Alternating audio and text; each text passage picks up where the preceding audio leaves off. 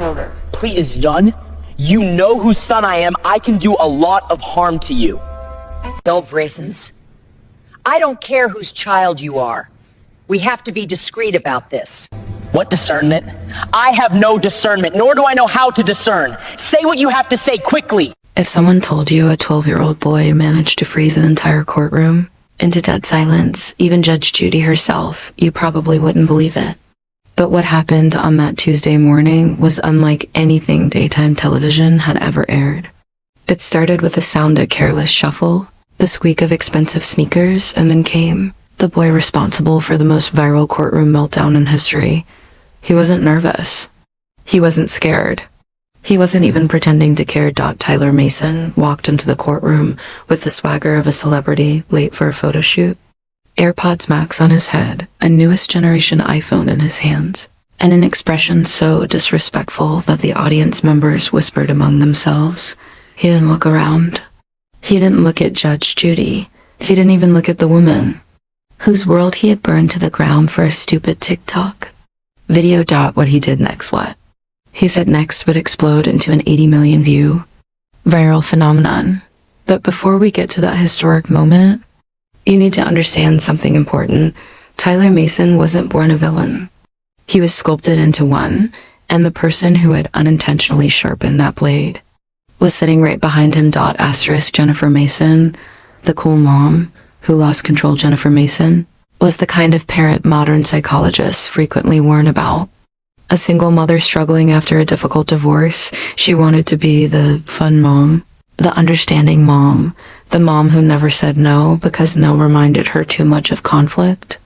Conflict that reminded her too much of her failed marriage.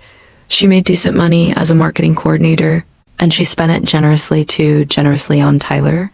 Sneakers worth car installments. Gadgets released only a week ago. Designer clothes he barely appreciated. Every tantrum rewarded. Every complaint solved with money. Every bad behavior excused. When Tyler mocked teachers, she defended him. When he lied to neighbors, she believed him. When he was suspended, she called the school unfair. In the past 18 months alone, she had paid over $6,700 to settle 3 separate problems caused by her son. She didn't think she was raising a monster. She thought she was protecting a creative child misunderstood by society. But society wasn't the one paying the price. Her neighbors were. Especially the one living right next door, the woman Tyler chose to destroy. Mrs. Eleanor Rodriguez, age 72, was a retired school teacher. The kind who spent her entire life shaping thousands of students with patience, dignity, and love. Her home was small, modest, and old, but its backyard was a masterpiece. A 40-year-old rose garden, grown alongside the man she loved since she was 17. Eduardo Rodriguez had planted the first rosebush in 1983. He planted another every anniversary.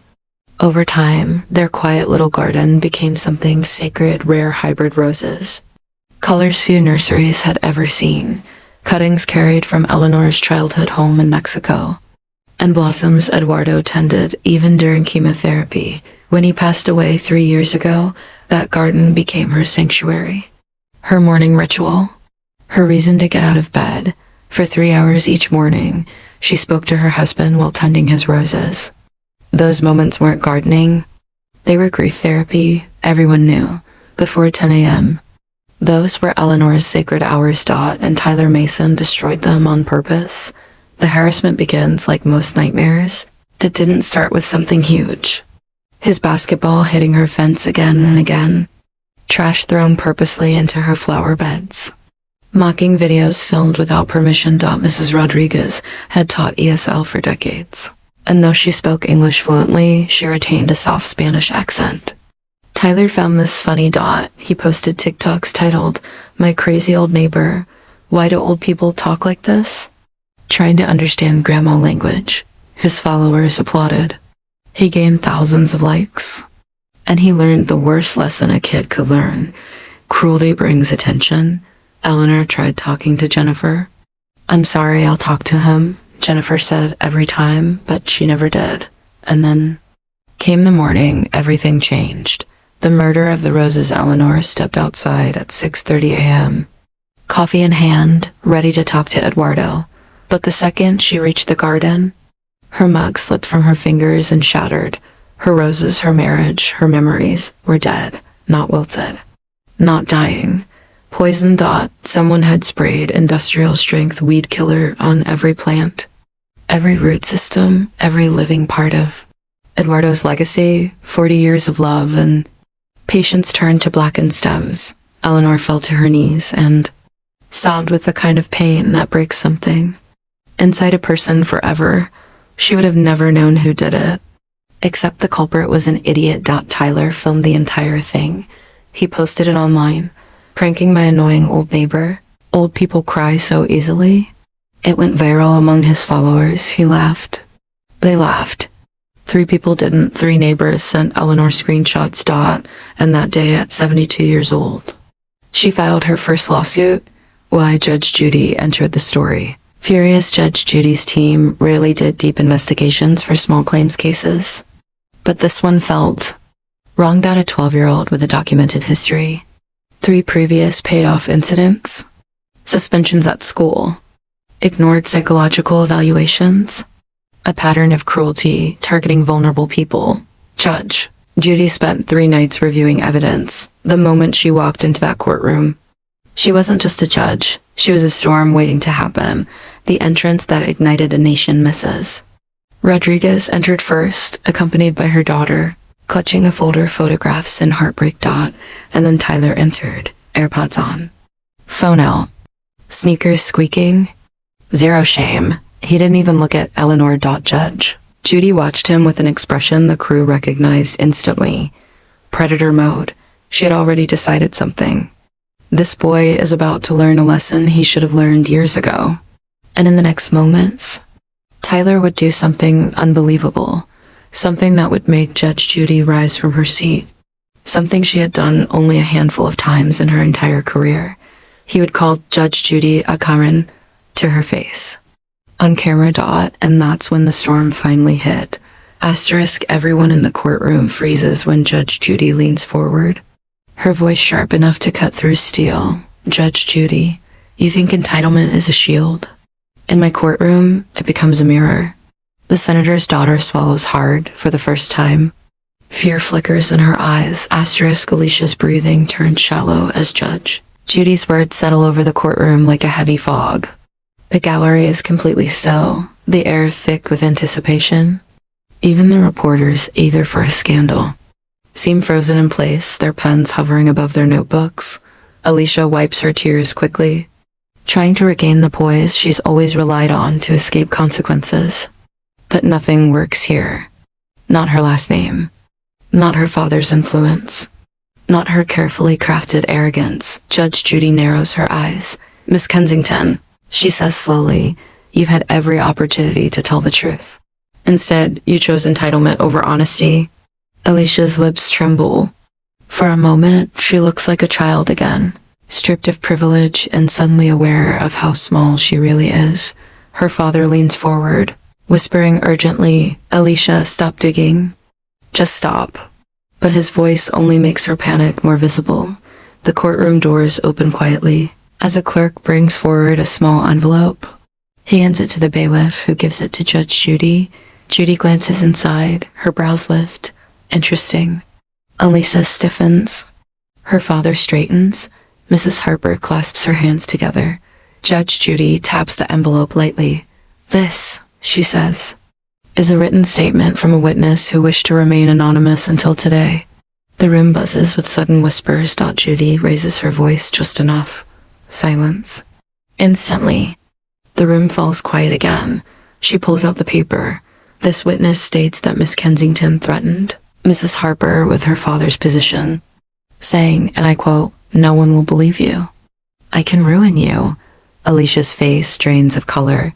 That's not. I didn't. That's being twisted. She cries out. Judge Judy's expression doesn't change. I haven't read the name yet, she says, unfolding the bottom portion of the page. But I will. And I promise you, young lady, you will not enjoy what comes next. Alicia shakes her head rapidly. No, please don't. But Judy already has. She reads the name aloud. Asterisk. Mrs. Harper gasps. Alicia's father slumps back, and Alicia whispers, almost inaudibly, "No, no." She wouldn't. Judge Judy sets the paper down. "This statement," she says firmly, "was written by your own driver." Alicia's eyes widen in horror. "My driver?" She echoes, choking on her disbelief. "Your driver," Judy repeats. "Who was in the car when you threatened this woman? Who heard every word you said? Who saw you shove her? Who watched you call the police to fabricate a story?" A tear slides down Alicia's cheek. Her pride begins to crumble. Her voice comes out small, broken, unsure. "Why? Why would he do that to me?" Judge Judy doesn't hesitate, because even people who work for powerful families don't enjoy being ordered to lie. Alicia's father lowers his head as reporters scribble furiously. Mrs. Harper wipes her eyes. The truth finally surfacing after days of fear and humiliation. Judy folds her hands. "Miss Kensington, your behavior is not just disrespectful. It is dangerous. You used your father's position as a weapon. You lied to the police. You disrespected an elderly woman. And you had the audacity to come into this courtroom and lie again." Asterisk. Alicia's shoulders shake. "I'm sorry," she whispers, but even she knows it's too late for that. Judge Judy stands slowly, her robe sweeping behind her like a dark cloud. "Sorry," she says, "is a word people use when they regret getting caught, not when they regret their actions." Alicia closes her eyes, tears falling freely now. "Your Honor." "Please," Judge Judy raises a hand. "I have heard enough." The room feels like it's holding its breath. "I will take a short recess," Judy announces. "When we return, I will deliver a decision that reflects the truth, not the version you tried to force upon this court." The gavel crashes down. Alicia's world trembles. Her father rubs his forehead, realizing the political fallout has only just begun. Mrs. Harper exhales shakily, relief mixing with fear of what comes next. Alicia collapses into her chair, sobbing, silently knowing the moment Judge Judy returns, nothing will be the same. Asterisk. Alicia sits hunched over, her trembling fingers pressed against her forehead as the courtroom settles into an uneasy silence. The recess hadn't even started yet, but the emotional verdict had already begun to crush her from the inside. "Her." Father places a hand on her shoulder, but she jerks away, humiliated and terrified. The bailiff steps forward, announcing the recess formally, but no one stands. No one moves. It's as if the entire room is too stunned to breathe, let alone walk out. Mrs. Harper slowly rises from her seat, her fragile fingers gripping the edge of the table for support. She looks at Alicia not with anger, but with a sadness so deep it makes the young girl flinch. "I never wanted this," Mrs. Harper whispers softly, almost to herself. "I only wanted you to respect me, to treat me like a human being." Alicia's throat tightens. She turns away, ashamed to meet the woman's eyes. The senator approaches Mrs. Harper, his face heavy with the weight of a father's disappointment and a politician's fear. "Mrs. Harper," he says quietly, "I'm deeply sorry for my daughter's behavior. I failed her. Somewhere along the way, I must have failed." Mrs. Harper shakes her head. "That's for you to fix, Senator," she says gently. "But right now, your daughter has to face the truth." He nods, unable to speak. Alicia hears every word. Her tears flow harder. The gallery finally begins to stir. People whisper, some shaking their heads, some taking pictures discreetly, others rushing outside to deliver breaking news to their editors. Alicia stands abruptly, panic rising in her chest. Dad, we have to do something," she pleads, gripping his arm. "Please, you can talk to her. You can fix this." "I can't go to jail." "I can't."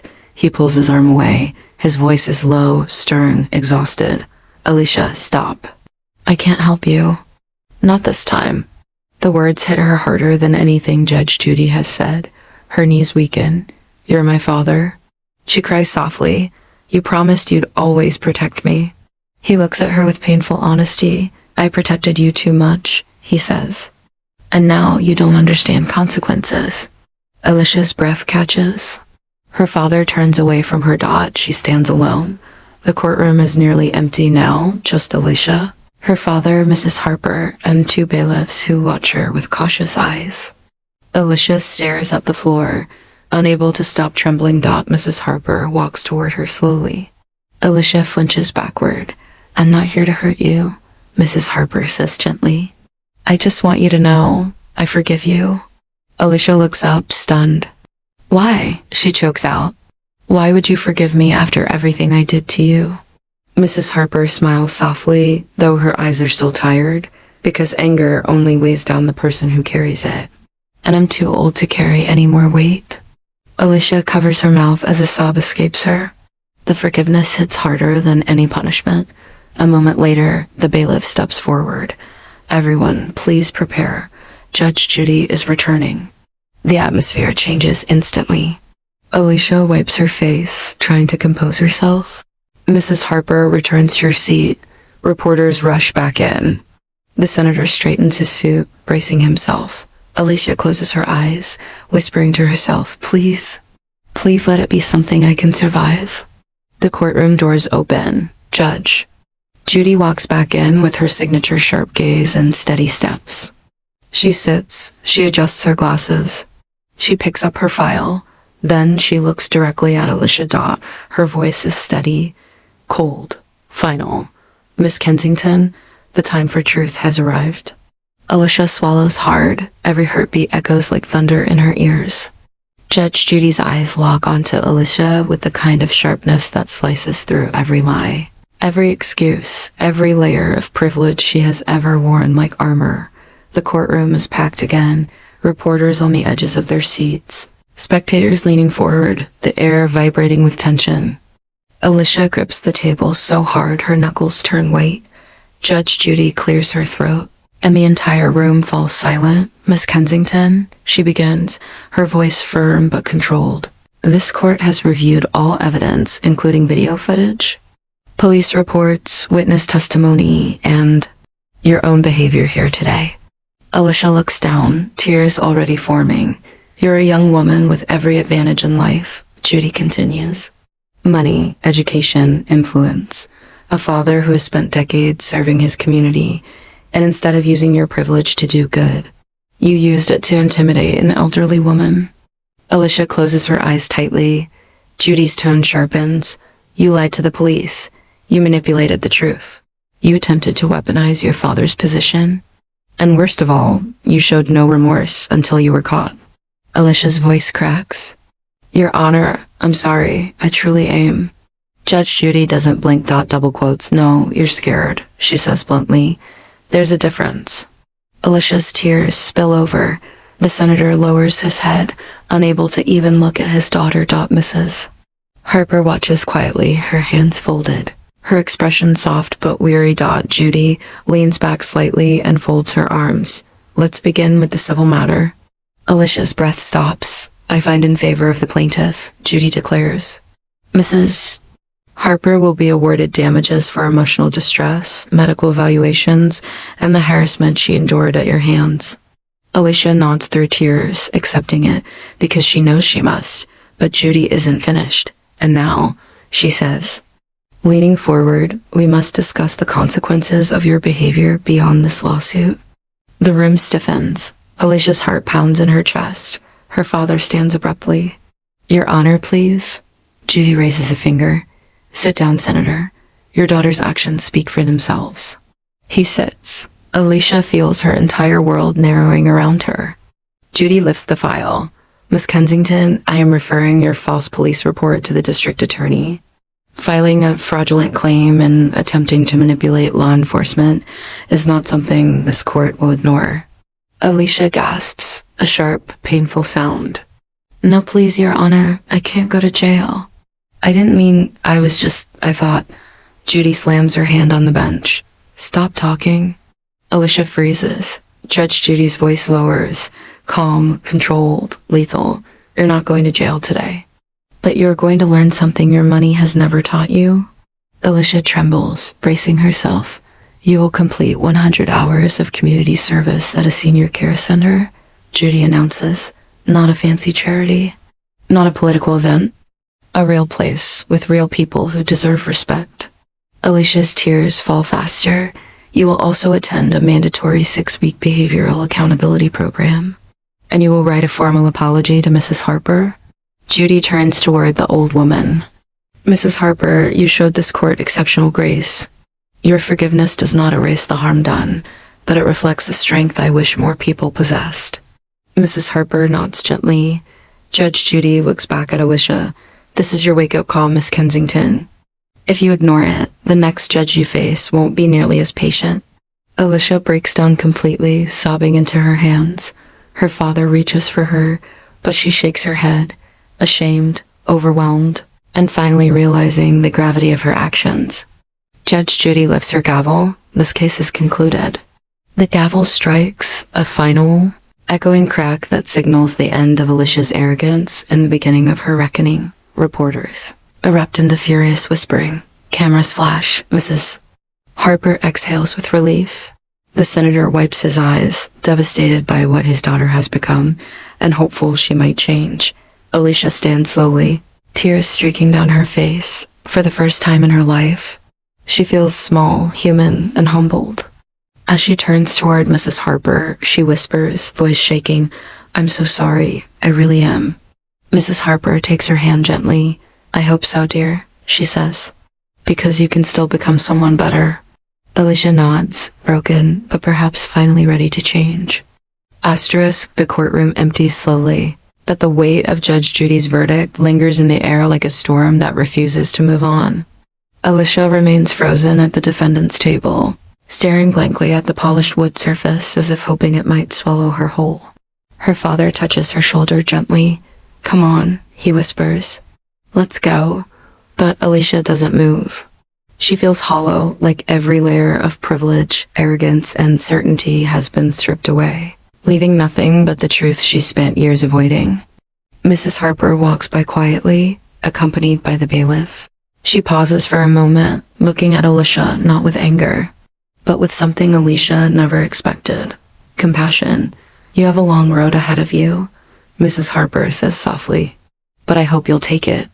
Alicia nods weakly, unable to speak. Mrs. Harper gives a gentle smile and follows the bailiff out. Alicia watches her go, the woman she tried to destroy, the woman who chose forgiveness instead of vengeance. It stings. It humbles. It hurts more than punishment. The senator places his hand under Alicia's arm, helping her stand. They walk out together, surrounded by flashing cameras and reporters shouting questions. "Senator Kensington, is your daughter facing criminal charges? Do you still support her after lying to the police?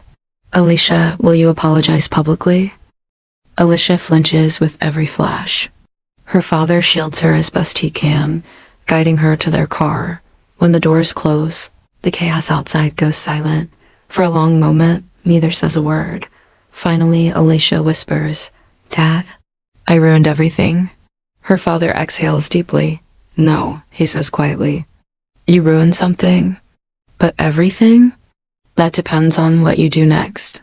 Alicia wipes her tears with the sleeve of her expensive jacket, a jacket that suddenly feels too heavy, too fancy, too undeserved. "What if I can't fix it?"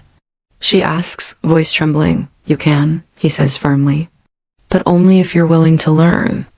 "Really learn?" Alicia nods, chest tightening with guilt and determination. That 1 week LATR, the senior care center smells like coffee, disinfectant, and warm blankets. Alicia stands awkwardly near the entrance, holding the volunteer badge they gave her. Her expensive clothes have been replaced by simple jeans and a plain shirt. Her hair is tied back. No makeup. No designer jewelry. For once, she looks like a normal girl. A nurse approaches her with a friendly smile. "Ready for your shift?"